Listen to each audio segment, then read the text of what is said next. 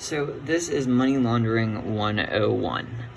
First, going into a history of the trademarks, we start with the Trademark Act of 1881. This sets the basis for trademarks as enforceable products that are unique and cannot be counterfeited. This is extended by the Lanham Act of 1946, which extends on the Trademark Act and makes the foundations of trademarks as enforced. Going into the Trademark Counterfeiting Act of 1984, this makes it a federal offense to violate the Lanham Act with purposeful counterfeiting of a brand or trademark. Finally, the last piece of history is the Consumer Product Safety Act. This created the Consumer Product Safety Commission to help protect trademarks from being counterfeited.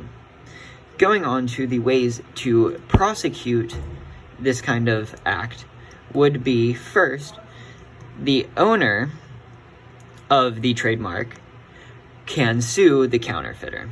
And the second is that the seller, the counterfeiter, can be prosecuted by the Trademark Counterfeiting Act.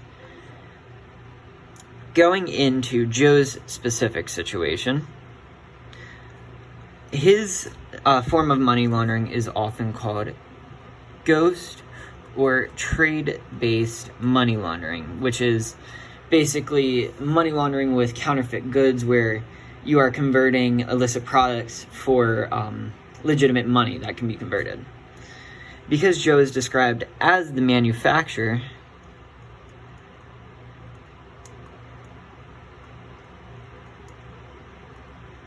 he can rack up fines up to $1.25 million.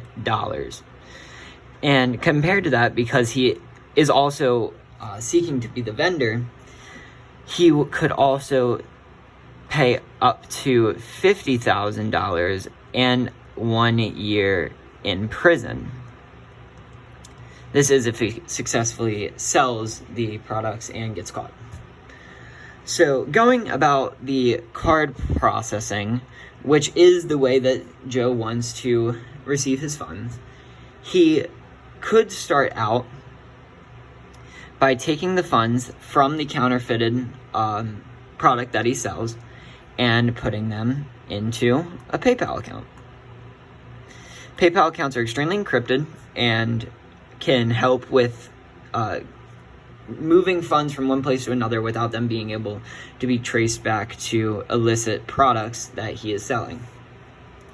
So, another way that this could be bypassed, the tracing back, is doing cryptocurrency such as Bitcoin. This is also extremely encrypted. You can transfer money from one place to another without it being easily traced back. And both of these forms could be directly put into a U.S. bank, a legitimate bank that is the final destination for the money before it is integrated. But why only use either PayPal or Bitcoin, or other cryptocurrencies, of course, when you could just use both? So getting the illicit funds, putting them into a PayPal account, turning this PayPal funds into cryptocurrency, and then moving them to a bank. This would make it extremely convoluted to trace the money from the bank back to the credit card funds made for the illicit products. And now the next question going off on this, both of these methods bypass the Know Your Customer system, which makes it even harder to trace back. So the next point of interest would be how to store the money from the illicit products before it goes into such a PayPal account or a Bitcoin account or a cryptocurrency account.